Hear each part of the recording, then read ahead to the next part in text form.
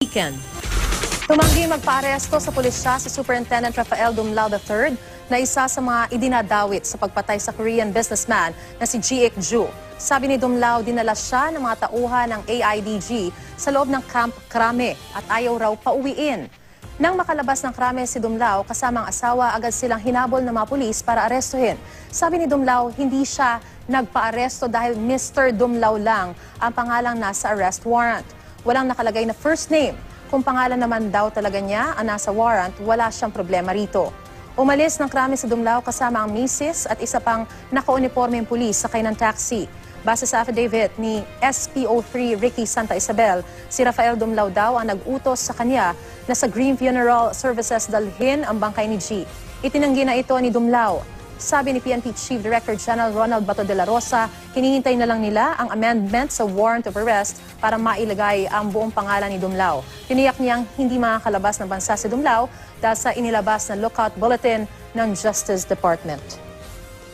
Hinihintay namin yung amendment ng nagsabit kami ng amendment ng information para mabago yung pangalan doon sa warrant of arrest. May lookout bulletin na against sa kanya, inisyo yung DOJ. Okay. Kung lalabas siya. Umalma si Police Superintendent Rafael Dumlao III nang harangin siya nang palis na siya sa Camp Crame. Pinakitaan siya ng warrant of arrest pero kwestiyon niya ito dahil Mr. Dumlao lang ang nakalagay. Nakatutok si Micaela Papa. Ayoko na po sir kasi sir kanina sir talagang pinipigilan na kami sir na lumabas. Wala naman ako kumarap.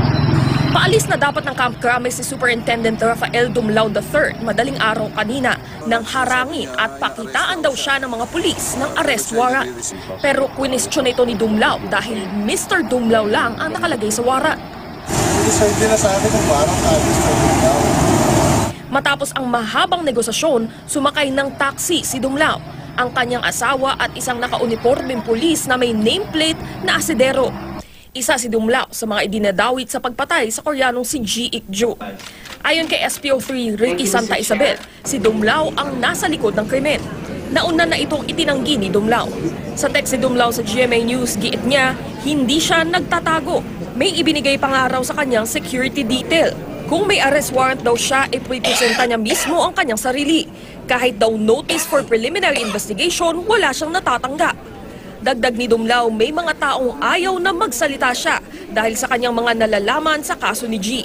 Paliwanag naman ni Anti-Kidnapping Group Legal Officer Attorney Dennis Wagas, hindi pag-aresto ang ginawa kagabi, kundi pagpapatupad sa restrictive custody kay Dumlao.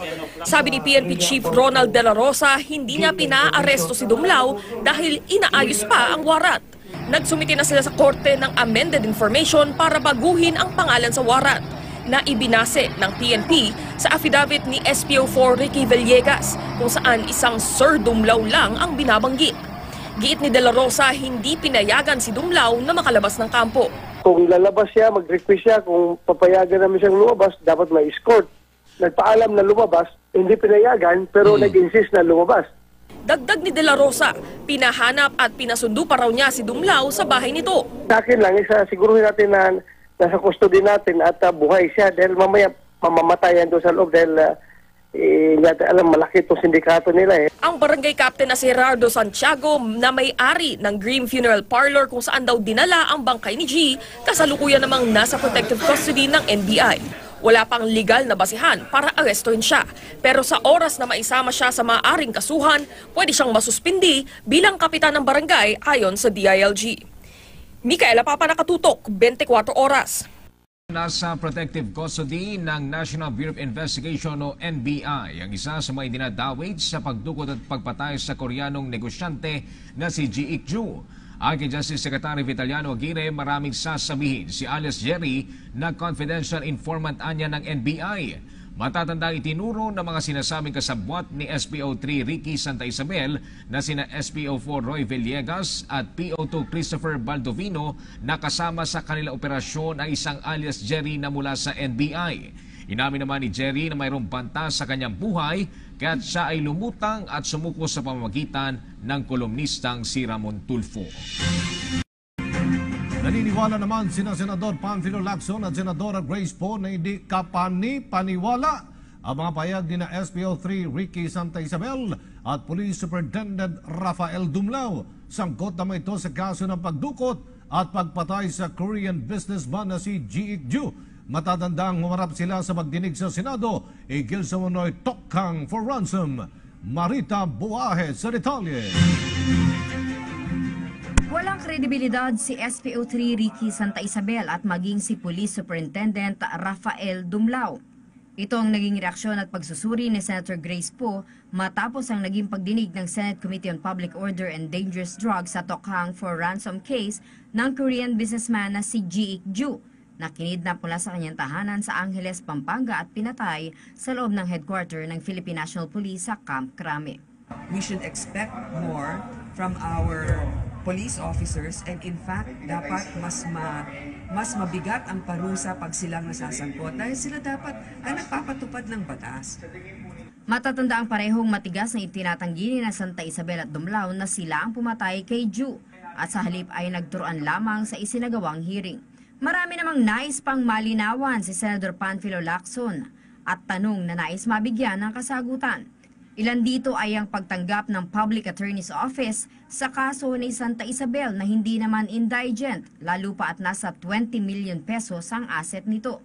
Ayon sa Senador, talagang dapat ang walang kakayahan lamang kumuha ng abogado ang tulungan ng PAO. Dagdag ni Lacson, maraming dapat i-revisit sa kasalukuyang batas ng bansa.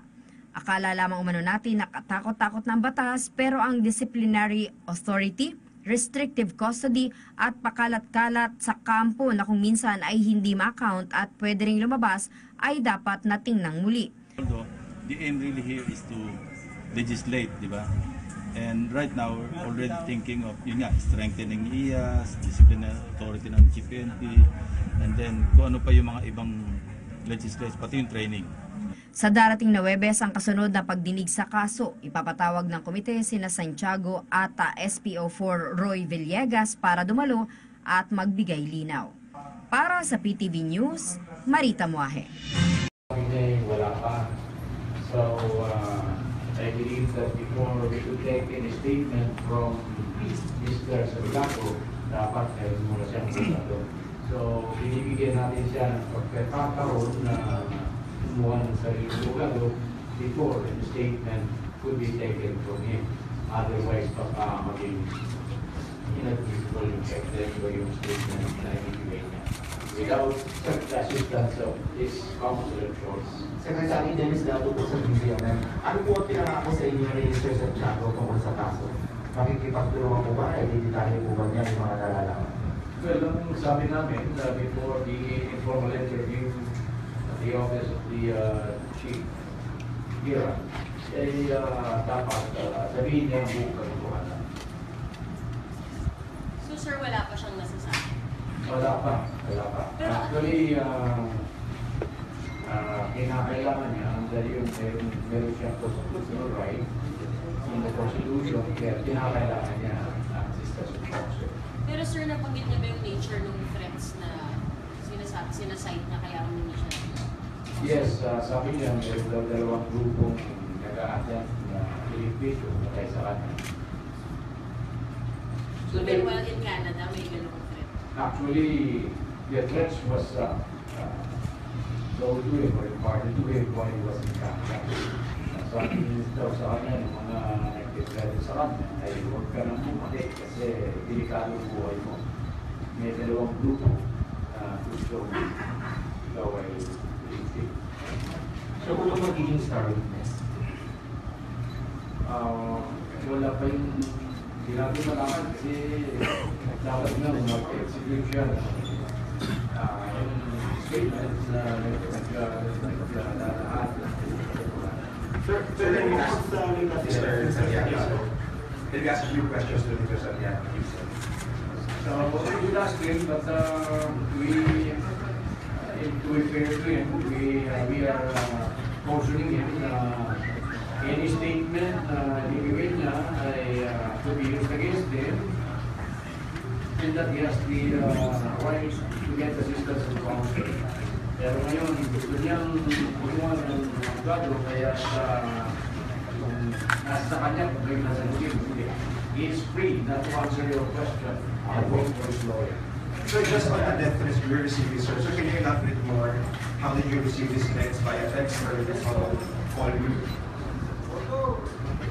Hindi pa nga muna po ako makapagsasalita po kasi sabi po sa inyo. Hindi pa muna po ako makapagsalita sa mga sumunod dito sa pagkanta. Hindi po pa po tumatil yung aking kapulado. Kamusta po kayo ngayon, sir? Kamusta po kayo? Okay lang po ako. Pero sir, bakit umuwi kayo kung meron friend na parang pag uwi nyo dito baka May mga bakit sige natatanda? Kaya po umiyak ko, wala po ako kasalanan. Lapit sa mic. Kaya po umiyak ko, wala po ako kasalanan. Kung ako may kasalanan, hindi po ako babalik dito sa Pilipinas. Pagtanda ko sa Canada. Kaya hinahanap po itong kanin ko. Chairman, matagal niyo na kayo na si SPO ni Santa Isabel? Wala muna ako masasabi sa ngayon sapagkat tao lang po ako. Kaya hanggang doon lang muna ako yung sasabi. Salamat po sa inyo lahat. Sir, willing na ito hindi po sa pinipigyan pa custody. Bilang dapat po kayo police.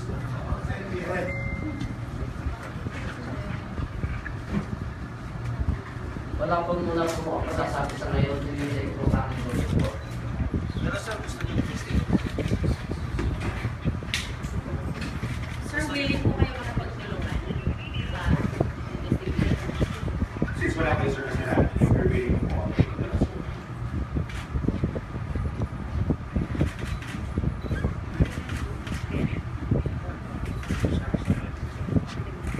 Do you have questions direct to the Secretary or at NBI? Perhaps you can ask them. So, di ba kasama rin sa issue ng warrant of arrest sa pag-LSU alias Cruz, which is Mr. Santiago? Will he be covered of that arrest or different pa lang? Actually, dun sa estate na siyang nickname ni Santiago nasa sa foul lawyers na po sa complainant. Ang complainant po natin ay PNP at ang abogado naman ni Mr. Santa Isabel kaya kung gusto maglinaw kung sino yung alias team ngayon, then dapat mag-execute siya ng supplemental affidavit or additional affidavit. At yan nga po, nagtatrabaho sa Senate. We were already informed that the file was already filed, the appropriate needing for the investigation of the case. In other words, they asked the court in the city that the case be remanded to the National Prosecution Service or to the DOJ para mag-submit sila ng additional affidavits or clarification sa kanilang affidavit at i-identify yung ibang mga personalities na meron lamang aliases doon sa Secretary, bago po sa initial yung pag-usap ni Mr. Santiago, maaari ba siya or kinoconsider niyo ba siya para makapasok sa WTV? Initial talks niyo po kanina.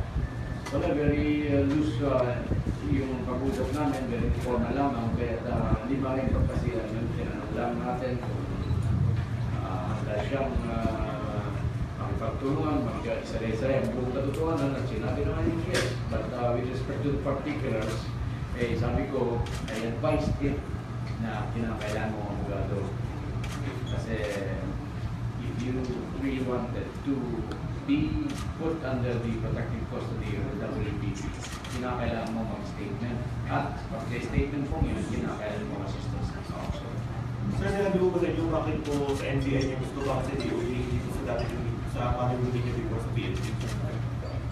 Sinabi niya na pinili niya ang NBI, tinatanong ko yung reason kung bakit, sabi na yun lang, hindi siya nabigay ng reason. So yung dalawang grupo na pinanggagalingan ng kanta, anong grupo po? Siguro may Mr. Santiago rin yung tanong, pero tinanong niya yung kanina, mukhang saka na lang siya magsasalita kung magkakaroon siya problema. Okay?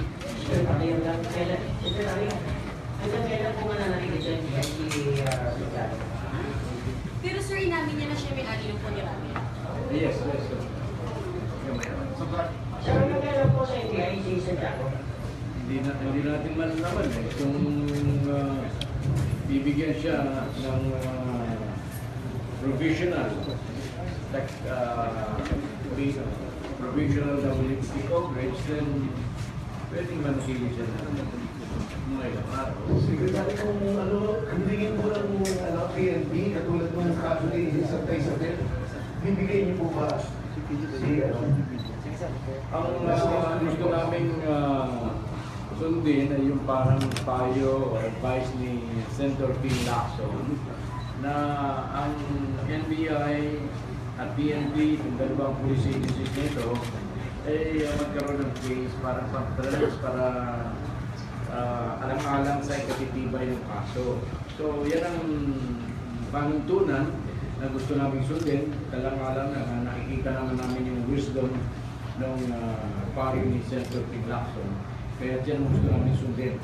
As to how yung procedure niyan ay mag-uugnayan po ang PNP at ang NBI.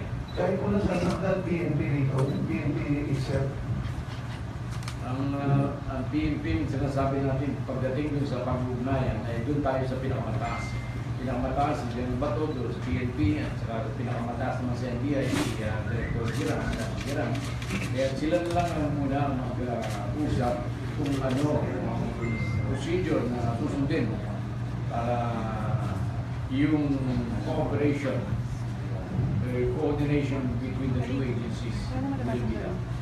Sir, clarification was, sir, the granting of provisional coverage under WPP to Mr. Santiago will depend on the affidavit that he will be executing. That's correct. Pero for now po, hanggang kailan siya pwede mag-stay dito? Yung wala pa naman siyang demanda ata, except yung kung sasabihin natin ng LSD, wala pa namang warrant na sa kanya. Kaya alang-alang sa sinasabi niyang crutch to his wife, ay palagay ko pagbibigyan ng engage dito muna or mabigyan muna yung protective cost. Kasi yung NBI investigation, sir, ano kayo yung rin natin na na-involvement yung mga Korean mafia or things like that? Wala. Investigator po, meron po kayo. I could not answer that kasi Santiago, ba't sinundo natin sa Canada o kung siya lang sa Pilipinas? nagpag-ugnay siyang uwi ng Pilipinas. So, ang request niya, kung pwede, ay mayroong susundo sa kanya pagdating niya kanina. Yun naman ang ginawa ng NBI. Secretary Lawrence, ano ba ang ginawa? Sir, gano'n po mahalaga si Mr. Santiago sa kaso natin ito? Para magawin. Well, mayroong mga loose ends na ang kaso, kaya malaki ang may tutulong niya tungkol doon sa pagpapaliwanag yung mga unanswered questions, some unanswered questions dito sa investigation ito.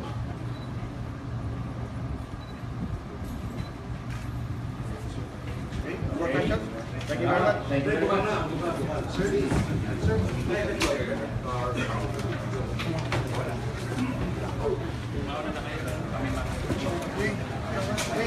Sir,